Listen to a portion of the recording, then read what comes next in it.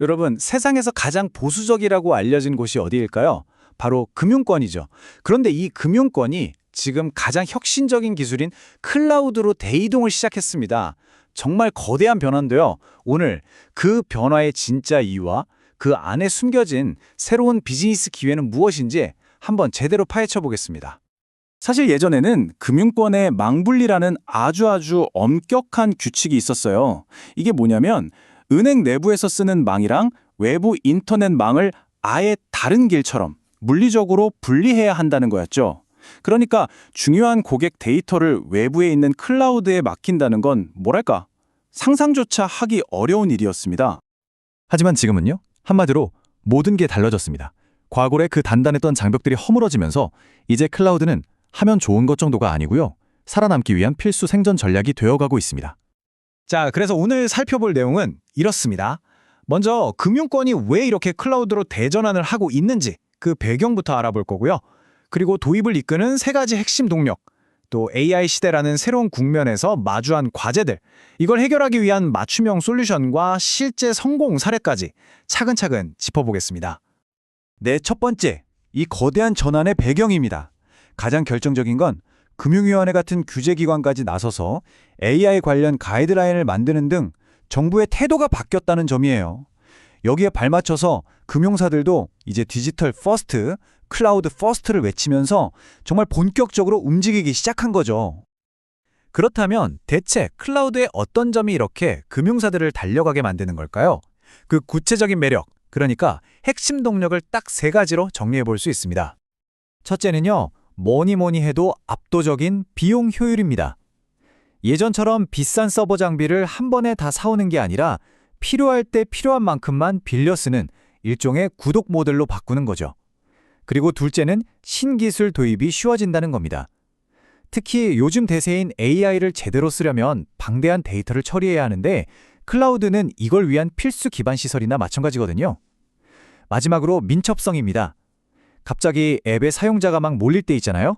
그럴 때 고무줄처럼 유연하게 서버를 확 늘려서 대응하는 능력, 바로 클라우드가 그 해답이 되는 겁니다. 자, 이렇게 장점이 명확한데 왜 모든 금융사가 단숨에 클라우드로 전환하지 못하는 걸까요?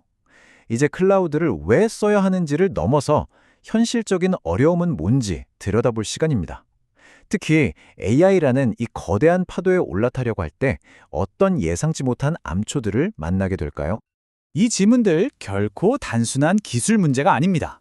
AI의 심장이라고 할 수 있는 GPU를 구하는 것부터 시작해서 여기저기 흩어진 데이터를 보석처럼 잘 다듬는 일, 그리고 AI가 내린 판단을 고객에게 논리적으로 설명해야 하는 책임까지, 이 모든 단계에 금융이라는 특수성과 보안이라는 아주 무거운 족쇄가 채워져 있는 거죠. 정말 복잡한 방정식입니다. 그렇다면 이 복잡한 방정식을 시장에서는 과연 어떻게 풀고 있을까요? 금융권의 특수성에 딱 초점을 맞춘 한 가지 맞춤형 솔루션 사례를 통해서 이 과제들을 어떻게 해결하고 있는지 구체적으로 한번 살펴보겠습니다. AI 인프라의 핵심인 GPU는요, 그냥 사서 컴퓨터에 꽂는다고 끝나는 게 아닙니다. 개발하려는 AI 모델에 맞게 아주 정밀하게 튜닝하는 과정이 필요한데요. 놀랍게도 이 튜닝을 어떻게 하느냐에 따라서 비용과 성능이 2배 이상 차이 날 수 있어요. 정말 어려운 문제죠. 이 문제를 해결한 실제 사례가 있습니다. 바로 국내 대표 AI 스타트업 업스테이지의 실제 경험담입니다. 이들은 금융에 특화된 GPU 서비스를 통해서 AI 개발의 핵심인 안정성과 속도를 모두 잡았다고 해요. 그리고 이게 궁극적으로 AI 성능 향상으로까지 이어졌다고 평가했습니다. 여기서 아주 중요한 개념이 하나 나오는데요. 바로 프라이빗 클라우드입니다. 많은 글로벌 클라우드 회사들이 여러 고객이 함께 쓰는 표준화된 퍼블릭 클라우드에 집중하거든요. 그런데 금융권은 최고의 보안과 통제력을 위해서 아예 고객사 내부에 직접 클라우드 환경을 구축하는 프라이빗 클라우드가 필수적인 경우가 정말 많습니다. 금융 클라우드는 그야말로 기초부터 단단해야 합니다.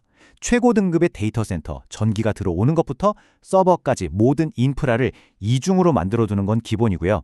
제가 특히 인상 깊었던 건 Secure by Default 원칙이에요. 이게 뭐냐면 가상 컴퓨터를 딱 만드는 그 순간부터 모든 방화벽이 닫힌 상태로 시작한다는 건데요. 보안에 대한 강력한 철학을 엿볼 수 있는 부분이죠. 자, 이제 이론적인 이야기는 충분히 한 것 같습니다. 그럼 이런 솔루션들이 실제 금융 현장에서는 과연 어떤 놀라운 변화를 만들어냈을까요? 지금부터 아주 구체적인 성공 사례들을 직접 만나보시죠. 첫 번째 사례는요, 아주 민감한 고객 정보를 다루는 보험사의 콜센터 시스템입니다. 이 보험사의 고민은 딱 이거였습니다. 데이터는 우리 회사 안에 안전하게 두고 싶은데 시스템은 클라우드처럼 유연하게 쓰고 싶다. 해결책은 바로 고객사 건물 내부에 직접 프라이빗 클라우드를 구축하는 거였어요. 그 결과 데이터 보호와 시스템 민첩성, 이 두 마리 토끼를 모두 잡아서 고객들의 상담 대기 시간을 확 줄일 수 있었습니다. 다음은요, 하나의 거대한 덩어리였던 앱을 레고 블럭처럼 잘게 쪼개서 현대적인 클라우드 방식으로 바꾼 한 카드사의 이야기입니다. 이 카드사는 원래 하나로 뭉쳐있던 거대한 애플리케이션을요, 혜택, 카드 신청, 결제 기능처럼 아주 작은 서비스 단위로 잘게 쪼갰습니다. 이렇게 하니까 뭐가 좋아졌을까요? 앱 전체를 건드릴 필요 없이 필요한 부분만 독립적으로 그리고 아주 빠르게 개발하고 배포할 수 있게 된 거죠. 그 결과는 정말 놀라웠습니다. 새로운 아이디어가 나와서 실제 서비스로 만들어지기까지 걸리는 시간, 이게 무려 40%나 단축된 겁니다. 시장의 변화에 훨씬 더 민첩하게 대응할 수 있게 된 거죠. 이번에는 대규모 이벤트를 할 때마다 엄청난 트래픽 폭증을 감당해야 했던 금융 슈퍼앱, 바로 모니모의 사례입니다. 모니모는 클라우드의 자동 확장이라는 아주 똑똑한 기능을 활용했습니다. 이벤트가 시작돼서 사용자가 몰리면 서버를 자동으로 늘려서 트래픽을 거뜬히 감당하고요. 이벤트가 끝나면 다시 원래대로 줄여서 비용을 아끼는 거죠. 그러니까 1년 내내 최대치에 맞춰서 비싼 인프라를 유지할 필요가 아예 없어진 겁니다. 마지막으로 재해복구 방식의 현대화입니다. 예전에는 혹시 모를 비상사태에 대비해서 아주 비싼 물리적인 재해복구 센터를 따로 운영해야 했거든요. 하지만 이제는 클라우드로 활용합니다. 평소에는 최소한의 비용으로 데이터만 안전하게 옮겨두고 정말 재해가 발생했을 때만 시스템 전체를 활성화시키는 거죠. 비용을 정말 획기적으로 절감할 수 있습니다. 지금까지 살펴본 이 모든 사례들이 가리키는 방향은 딱 하나입니다. 이제 금융권에서 클라우드는 한번 도입해볼까 하고 고민하는 선택지가 아닙니다. 비즈니스의 생존과 미래 성장을 결정짓는 가장 중요한 필수 조건이 된 것입니다. 클라우드가 금융의 새로운 대지가 된 지금, 과연 이 위에서 펼쳐질 다음 디지털 혁신은 어떤 모습일까요? 그리고 그 혁신은 우리의 금융 생활을 또 어떻게 바꿔놓을까요?